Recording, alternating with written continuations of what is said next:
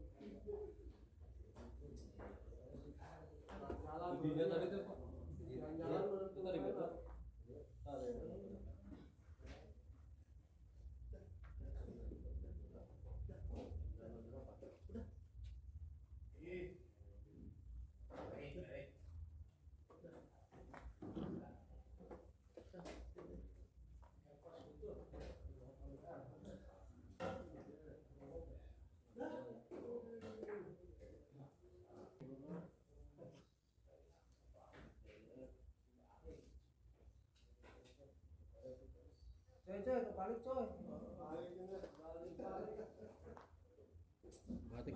Matik ditulis dulu. Gimana yang 9 nih? Iya. Yang pelanggaran siapa? Ini. Saya yang 10 yang pelanggaran. Yang pelanggaran ini. Berarti ini yang pelanggaran ya? 11. Oh ya iya makanya saya bilangin nama dulu. Ya apa ininya sih?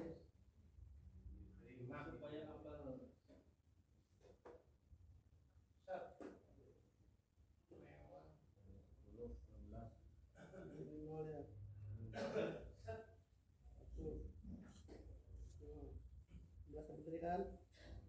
11 berarti ya. 8. Iya, siapa? Ya.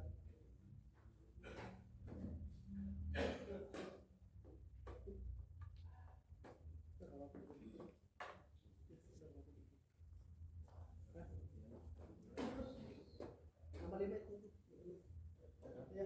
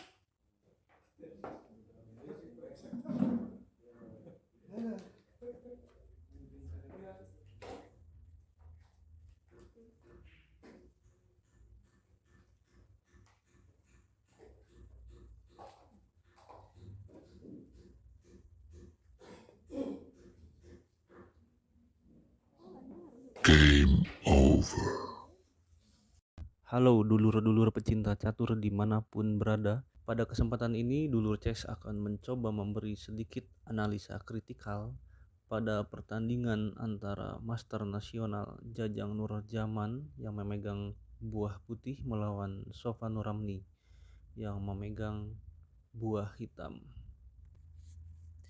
Pada langkah awal di sini putih menjalankan pion ke B3.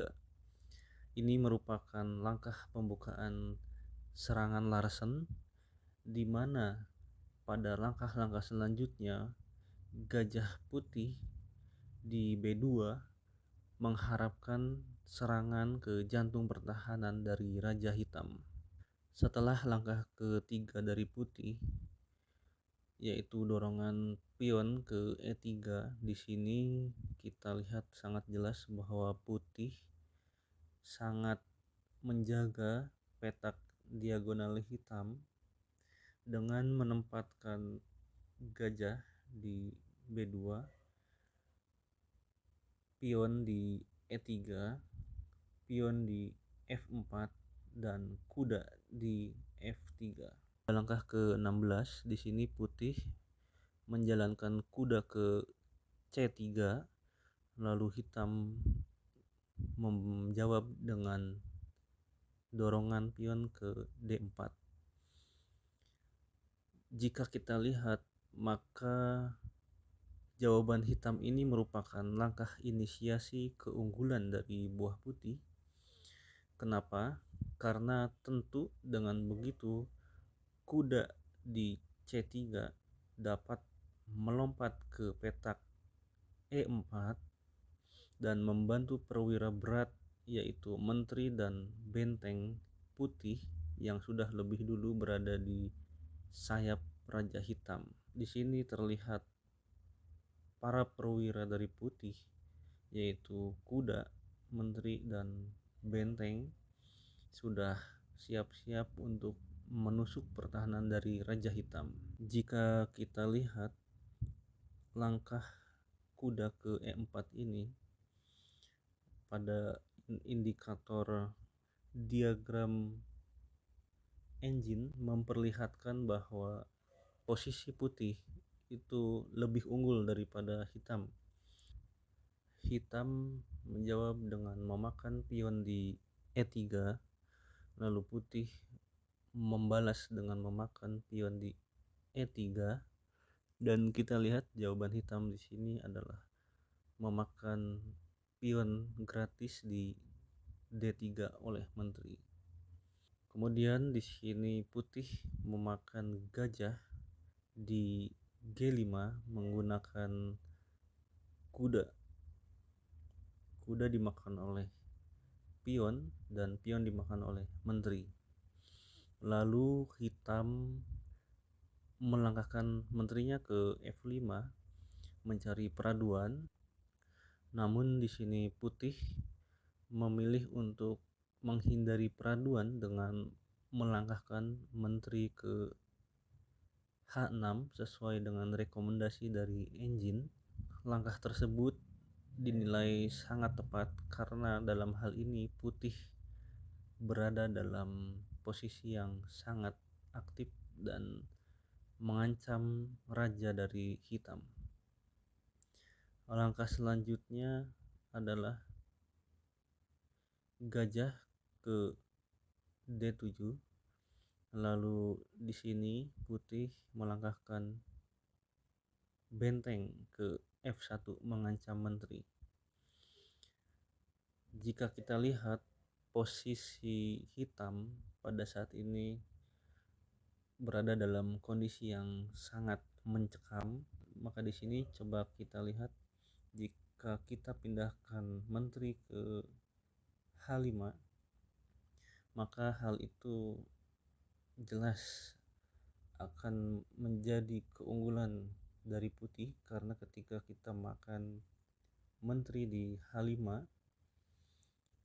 hitam tidak bisa memakan menteri di H5 dikarenakan pion di G6 terkena pin oleh benteng di G3. Kemudian jika kita pindahkan menteri ke C2 dengan tujuan untuk mengancam gajah B2, maka putih dapat mengancam Raja Hitam dengan melangkahkan benteng ke H3. Jika kita lihat pada posisi ini memang sudah tidak ada obat bagi hitam ya untuk menghindari kematian, karena untuk selanjutnya menteri putih dapat melancarkan serangan checkmate menuju petak H7 ataupun H8. Jika kita reka ulang atau mundurkan langkah-langkahnya ketika menteri putih berpindah ke G5, maka di sini seharusnya atau jalan satu-satunya bagi hitam adalah melakukan dorongan pion 2 langkah dari F7 menuju ke F5. Di sini jika pion di E5 melakukan end pass dan memakan pion di F6, maka hitam dapat mendorong pion ke E5 sekaligus mengancam menteri di G4. Dan rekomendasi dari engine, menteri dipindahkan ke E2. Dengan begitu pion di F6 bisa dimakan oleh gajah maupun menteri, dan setelah posisi ini kita lihat justru pertahanan dari hitam sekarang diperkuat oleh gajah di G5, menteri di F6 dan tentu benteng di F8. Namun jika dorongan pion hitam ke F5 tidak dilakukan end pass atau tidak dimakan oleh pion di E5 dengan memilih jalan memindahkan menteri ke petak lain, salah satu contohnya dengan memindahkan menteri ke F5, maka kita lihat di sini pada diagram sebelah kiri kita perhatikan posisi hitam lebih unggul daripada putih. Hal itu dikarenakan serangan putih menjadi terhambat karena perwira hitam yaitu benteng, menteri dan gajah di G5 saling menguatkan satu sama lain. Sementara gajah putih di B2 tidak bisa melakukan serangan dikarenakan tertutup oleh pion putih di E5. Oke dulur-dulur semua, demikian analisa oleh Master Nasional Yoga Nugraha, pelatih nasional Pratama. Semoga dapat menambah kualitas permainan catur dulur-dulur semua. Dan jangan lupa mohon subscribe channel Dulur Chess supaya dulur-dulur tidak ketinggalan video-video kami selanjutnya. Terima kasih. Salam Gens Una Sumus. Dibongkar